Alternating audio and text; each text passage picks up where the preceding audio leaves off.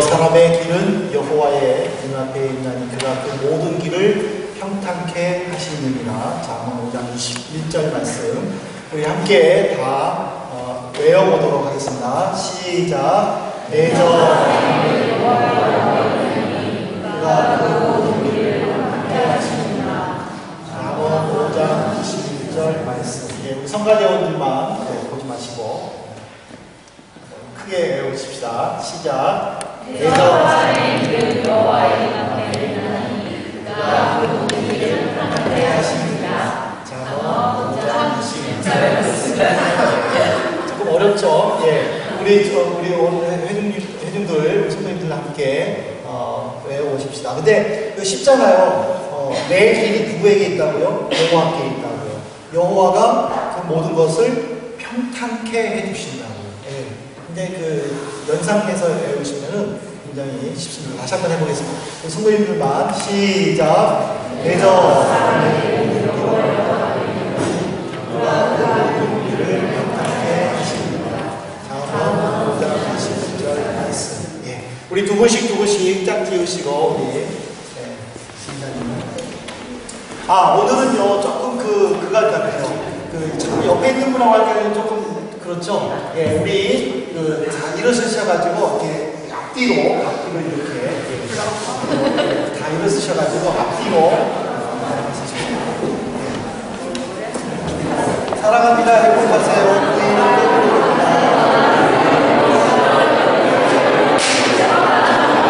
자, 앞뒤 준비하시고 시작.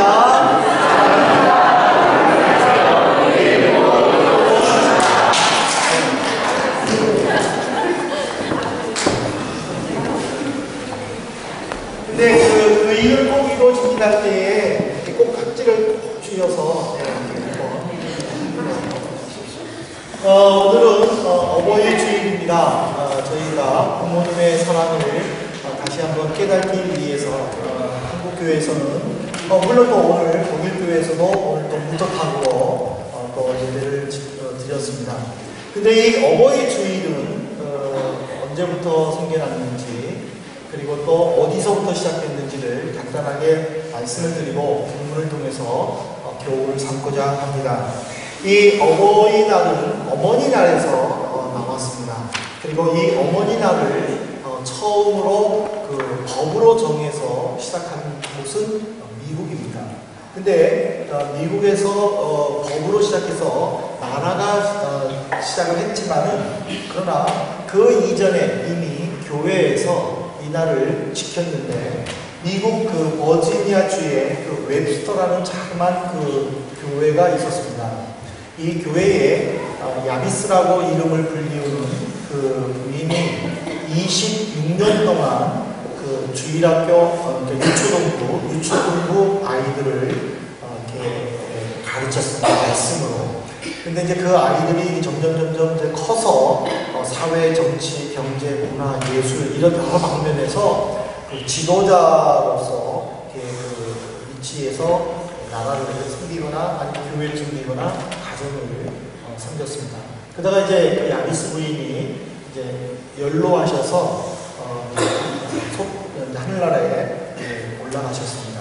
근데 이제 그의 제자들이 일주기가 다가올 때에 우리가 선생님을 위해서 특별한 행사를 하자 해서 그 야비스 부인의 밑에서 배웠던 모든 사람들을 이 웹스터 교회에 초대를 했습니다. 그리고 다른 도시에서 살고 있는 그 야비스 부인의 외동딸 안나라는 그 딸을 초대를 해서 어머니에 대해서 연설을 해줄 것을 이제 요청을 했습니다. 근데 드디어 이제 야비스 부인이 돌아가신 이제 5월 8일 이제 일주기 되는 날에 그의 외동딸 안나가 어머니가 살아있을 때에 자기에게 10계명 중 제5계명 내 부모를 공경하라는 것을 어떻게 하면은 아빠를 공경할 것인가를 구체적으로 가르쳐 주었는데 그때 엄마가 자기에게 하는 말이 항상 엄마를 기쁘게 하고 그리고 엄마를 편안하게 해주는 것이 부모님을 공경하는 것이다. 그리고 부모님이 무엇을 기뻐하는지 그것을 생각하고 하는 것이 공경하는 것이다 라고 연설을 했습니다. 그러면서 연설의 마지막 부분을 평소에 우리 엄마는 제가 꽃을 드리면 굉장히 기뻐하셨는데 그 중에서 카네이션을 드리면 아주 기뻐하셨습니다 하면서 제가 마지막으로 저희 어머니가 기뻐하셨던 카네이션을 드리겠습니다 하고 카네이션을 그 영등 앞에 드리고 연설을 마쳤습니다. 그때 그 안나의 연설에 많은 사람들이 감동을 받고 그러면은 우리가 이 날을 우리들의 어머니 날로 하자 해서 이 웹스터 교회에서 5월 8일을 어머니의 날로 정해서 어머니가 기뻐하는 일들을 이렇게 쭉 이렇게 했습니다. 근데 이것이 이제 입소문으로 주변에 해서 교회들이 거의 다 지키고 있을 때 1914년에 미국 국회에서 이거를 그러면은 교회에서 하지 말고 법으로 하자. 그래서 그 5월 8일이 있는 날을 보니까는 둘째 주일이어서 이제 그 미국에서는 5월 둘째 주일을 어머니 날로 했습니다. 그것이 이제 우리나라에 언제 소개가 됐느냐면 일본이 우리를 침략하고 강압적으로 통치하는 1930년도에 구세군 사관학교에 있는 선교사님에 의해서 한국교회에 이것이 소개가 되었습니다. 그러다가 한국교회에서 어머니 주일을 5월 둘째 주일에 지키다가 1955년에 이승만 대통령이 이것을 우리 한국 사회에 알려서 부모님의 효도 사상을 강조해야 된다라는 그 말 한마디에 이 정부에서는 1955년 5월 둘째 주일이 있던 5월 8일이 있던 그 둘째 주일을 어머니 날로 정했습니다. 그러다가 쭉 어머니 날로 지키다가 아버지들이 우리는 고생하는데 아버지도 생각해야 된다 해서 1974년도에 이 어머니 날을 어버이날로 바뀌게 되고 1974년 이후에 한국교회에서도 5월 둘째 주일을 어버이 주일로 지키고 있습니다. 오늘도 저희 어머님께 전화해 주셨는데 한국교회에서도 이렇게 한국교회는 이제 또 이렇게 나이 드신 분들이 많이 교회에 출석하시니까 우리 어머님들이 출석하시는 교회에서는 72세, 72살 되시는 어른 이상부터 교회에서 작은 선물을 준비해서 나눠드리고 또 이렇게 효도 강연도 해주신다는 말을 들었습니다. 그래서 오늘도 저희도 이렇게 준비했다고 말씀드렸더니 아주 좋아하시면서 교회에서 어버이에 대한 공경을 가르치는 것은 굉장히 중요하다는 그런 말을 서로 하면서 끊기도 했는데 이것이 어버이 주일을 우리가 한 번 지킨다고 해서 우리가 부모님의 사랑을 완전히 갚았다고 말할 수는 없습니다. 하지만은 우리 고집사님 기도처럼 자기만 알고 있는 이 시대에 단 하루만이라도 부모님을 생각할 수 있는 그 날을 정하고 지킨다라는 것은 참 행복한 일이 아니겠는가 저는 생각을 합니다. 근데 왜 우리가 부모님을 공경해야 되는지 거기에 대한 분명한 그 목적을 알고 그것을 깨닫고 지킨다면은 참으로 더 멋있는 일이라고 저는 생각을 합니다. 그러면 우리 이제 본문으로 돌아와서 말씀에서는 이 부모님 공경을 무엇이라고 하는지 두 가지로 살펴보기를 원합니다. 첫 번째로 이 어버이 주일은 신명기 5장 16절에 보면은요 하나님께서 모세에게 십계명을 주시면서 이렇게 명령하셨습니다. 너는 너희 하나님 여호와의 명한 대로 내 부모를 공경하라. 어버이나 어머니나 또는 아버지나 이 모든 것들은 사람들이 만든 제도가 결코 아닙니다. 이 어머니날, 아버지날 또는 어버이주일, 어버이날, 이 날은 하나님께서 먼저 만들어 주셨습니다. 그것을 2000년이 지난 사람들이 그것을 제도로 만든 것이 어버이날이고 어버이주일입니다. 우리는 분명히 알아야 될 것은 부모를 공경하라는 것은 하나님의 명령이라는 것을 우리는 분명히 알아야 합니다. 제 10가지 계명을 하나님이 주셨는데 그 중에 인간을 향한 첫 계명인 5계명이 바로 내 부모를 공경하라입니다. 이 말씀은 하나님의 말씀이고 하나님의 명령이기 때문에 반드시 지켜야 합니다. 이제 바울 사도는 신명기 5장에 있는 말씀을 다시 에베소 교회, 즉 이방 사람들이 처음으로 예수를 믿고 있는 그 시대에 그 사람들에게 똑같이 말하는 것이 바로 에베소서 6장 1절의 오늘 본문 말씀입니다.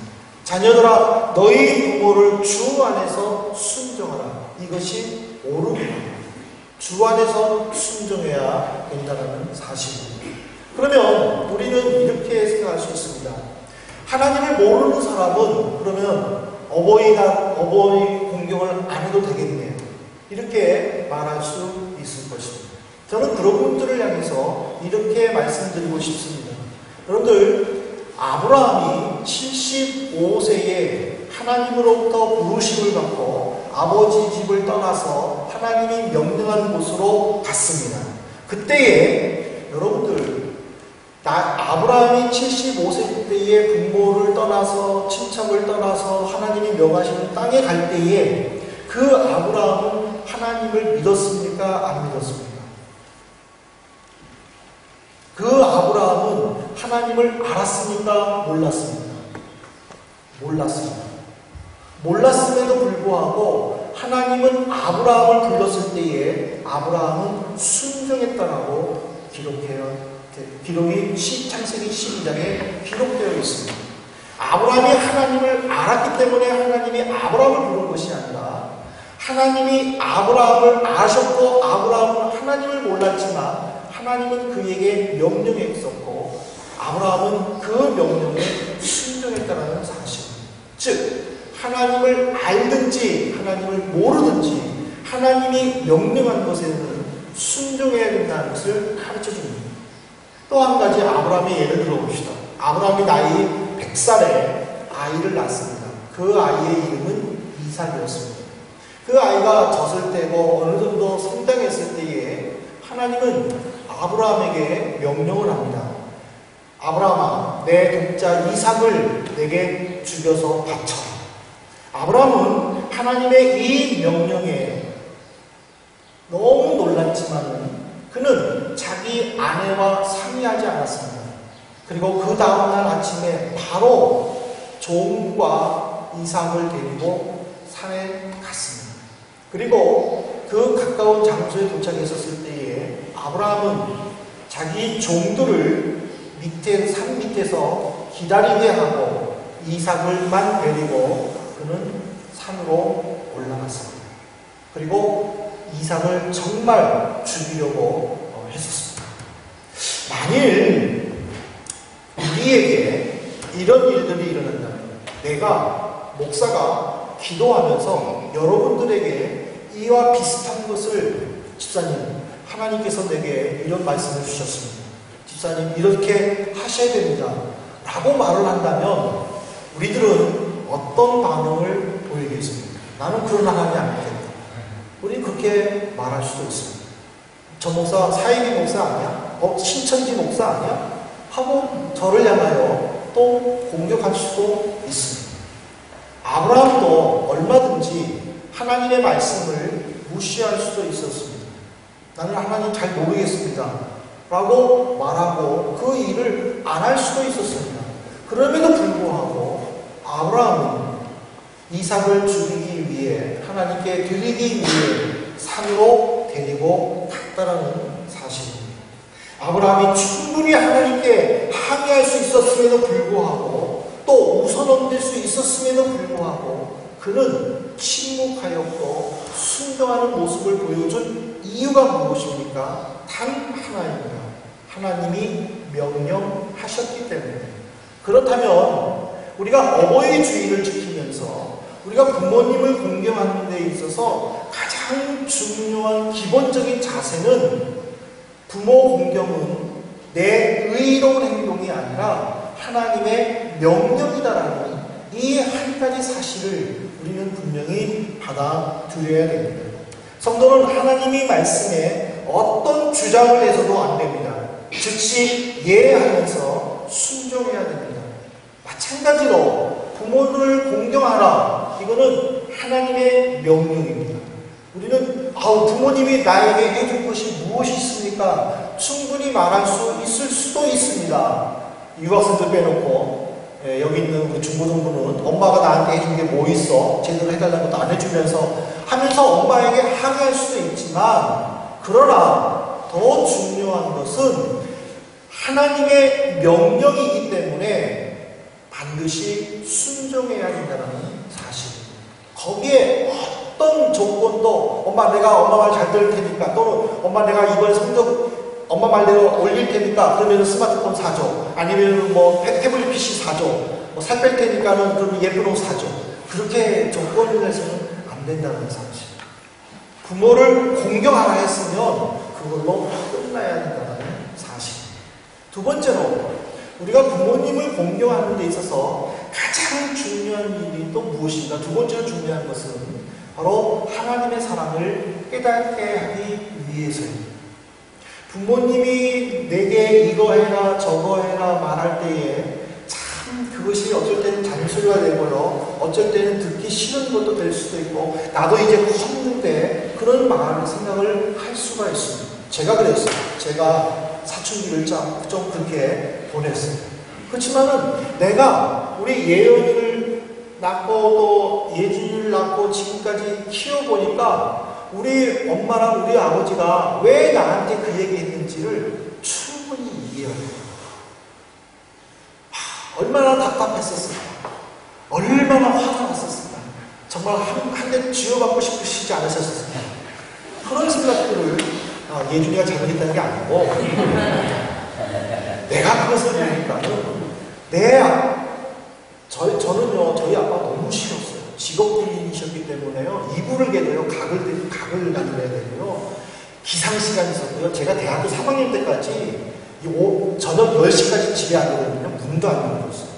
저희 동생은요, 11시에 들어왔다고 밤새도록 집 앞에서, 현관 앞에서요, 문도 안 열어줬었어요. 나는 우리 아빠가 너무 싫은 거예요. 너무 싫었어요. 그렇지만은 지금은 정말 아빠가 그때 나에게 그렇게까지 안 해줬으면은 나는 지금 이렇게 안 했었어요. 어디든지 갔었을 거예요. 무엇이든지 이상한 데로 빠졌었을 거예요. 그렇지만 우리 부모님이 그 모습을 아니까, 그것을 절제시키다 보니까 그것이 그리워지고, 바로 내가 자녀를 낳아보니까 부모님의 사랑을 깨닫게 되는 것이고, 부모님의 사랑을 깨닫다 보니까는 바로 하나님의 사랑을 깨닫게 되었다는 사실. 그래서 어떤 시인은 이런 말을 했어요. 하나님은 세상 곳곳에 계실 수 없으므로 대신 부모님을 보내주셨다. 저는 이 말에 동의하지 않습니다. 그렇지만 부모님의 사랑을 다시 한번 느낄 수 있는 말인 것 같아요. 내가 부모님을 사랑함으로 인해서, 내가 부모님의 말씀에 순종함으로 인해서 내가 하나님의 말씀에 순종할 수 있고, 내가 부모님의 마음을 이해하면서 하나님이 나를 향한 마음을 이해할 수 있다는 사실입니다. 근데 우리가 성도들이 조심해야 될 것은요, 이 부모님을 공경하고 부모님의 말씀에 순종하는 데 있어서 우리는 가끔 이런 생각을 할 수 있어요. 내가 형편이 안 되는데 나중에 형편이 조금 펴지면 그때 부모님을 기쁘시게 해드릴 수 있지. 우리는 얼마든지 그런 말을 할 수 있습니다. 또 그런 생각을 할 수 있습니다. 근데요, 중국의 유학자인 주자라는 분이요, 10가지 후회라는 그 책에 이런 말을 썼습니다. 불효, 부모, 사후회. 이게 무슨 말이냐면은 부모님께 효성을 다하고자 하나 부모님께서 기다려주시지 않으신다. 그러므로 살아계실 때에 효성을 다하라. 불효, 부모, 사후회.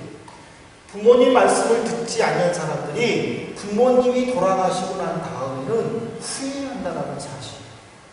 그것을 보면은요, 저는 참 우리 부모님이 예수를 믿고 또 내가 예수를 믿음으로 인하여 참 감사하지만 예수 믿지 않는 사람들의 한번 모습을 보세요. 제가 일전에 동영상 시트콤을 하나 봤는데 여동생이 오빠를 혼내는 거예요. 혼내는 이유는 딱 하나야. 엄마가 일찍 돌아가셨는데 10년 전에 돌아가셨는데 엄마 생일을 잊어버렸더라고요. 엄마 생일을 잊어버려서 선물을 준비하지 않았잖아요. 저는 그것을 보면서 참 안타까웠어요. 아, 돌아가신 분의 생일을 기억하고 돌아가신 분을 위해서 선물을 준비해야 되나? 근데 예수 믿지 않는 사람들 보세요. 부모님 돌아가시는 날 밤 12시까지 애들 잠 못 재우고 밤 12시에 제사 지낸다고 부모님들 좋아하는 음식상 차려놓고 제사 지낸다고 과연 그것이 부모님에게 무슨 소용이 있을까? 살아계실 때에 잘해드려야지. 물론 살아계실 때에 잘해드린다 할지라도 돌아가실 때에는 후회되는 것은 인간의 마음이에요. 하지만 돌아가시는 날 12시까지 밤잠 안 자고 기다렸다가 그 시간에 제사 드리는 이유가 뭐냐? 그럼 우리 다시 한번 깊이 생각해 봐야 돼요. 부모님의 돌아가시는 날을 기억하고 부모님이 평소 우리에게 교훈하셨던 그 말씀을 묵상하면서 부모님이 나를 이렇게 사랑해 주신 그 사랑을 깨닫는 것이 더 좋지 않겠습니까? 부모님이 좋아하시는 음식 차린다고 부모님이 드시겠습니까? 돌아가신 부모님의 생신을 기억하여 선물을 준비한다고 돌아가신 부모님이 돌아오셔서 생일 준비해 주셔서 고맙다고 인사를 하시겠습니다. 불효, 부모, 사후에 그말 밖에는 생각을 하지 않는다는 사실입니다. 성도님들, 여러분들의 부모님이 살아계실 때에 여러분들의 부모님의 정성을 다하시길 바랍니다. 하나님을 사랑한다고 하나님만 의지하는 것이 아니라 하나님을 사랑한 만큼 내 부모님을 사랑하고 공경해요. 여러분요, 성경을 한번 보실래요? 마가복음 7장 11절에 보면요, 이런 말이 나와요. 너희가 먹는 사람이 아비에게나 어미에게 말하는 것이 들려 유익하게 될 것이 고르반 하나님께 드렸다고 하면 그만. 이게 무슨 말이냐면 바리새인들이 부모님을 공경할 때에 이렇게 얘기를 해요.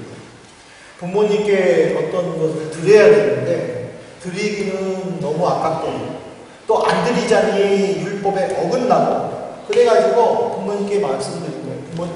부모님. 제가 부모님께 이거를 드리고 싶었었는데 부모님이 또 성전에 하나님께 드려야 될 것이 있지 않습니까? 그거를 제가 대신하여 드렸습니다. 잘했죠? 하고 이야기하는 거예요. 그러면 어느 부모님이 못된 놈 하고 욕하지 않는다는 거죠. 왜? 부모님이 또한 성전에서 하나님께 드려야 되기 때문에 그것을 자녀가 드려준 것에 대해서 감사하다는 거죠. 근데 문제는 뭐냐면 그렇게 말하고 그들이 하나님께도 안 드렸다는 거예요. 그것을 지금 지적하는 거예요. 하나님의 율법을 빙자하여 부모님을 제대로 섬기지 못하는 그 외식된 성도들을 향하여 주님이 책망하셨다는 거예요. 우리가 하나님을 사랑하고 하나님을 공경한다면 부모님을 공경하는 것이 마땅하다는 것을 가르쳐줍니다. 독일 속담에 이런 말이 있습니다. Eine Mutter kann 10 Kinder ernähren, aber 10 Kinder können nicht eine Mutter ernähren. 뭐예요? 한 어머니는 10명의 자녀를 편안하게 해주지만 10명의 자녀는 한 어머니를 편안하게 못 해준다는 것입니다. 우리가 부모님의 마음을 얼마만큼 섭섭하게 하고 있습니까? 우리가 부모님의 마음을 얼마만큼 아프게 하고 있습니까? 이거를 우리는 한번 생각해 보아야 할 것입니다. 이제 말씀을 맺겠습니다. 모든 생물이 푸릇푸릇해지는 이 5월이 온갖 고초와 고통을 마다하지 않고 우리를 낳으시고 기르시고 보살피신 부모님에 대한 효성을 바로 이 새 생명이 탄생하는 5월처럼 더욱 짙어갔으면 좋겠습니다. 하나님이 우리에게 첫 계명으로, 사람에게 해당된 첫 계명으로 내 부모를 공경하라는 명령을 주셨습니다. 아무리 사회가 바뀌고 아무리 환경이 바뀌어도 이 명령은 결코 흐트러져서는 안 되고 변해서는 안 됩니다.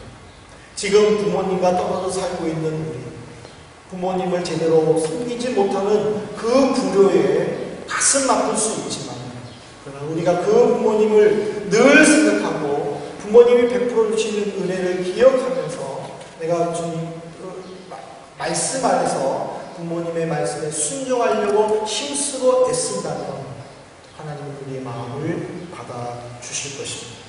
주님은 돌아가시기 직전에 사랑하는 제자 요한에게 어머니를 부탁했습니다.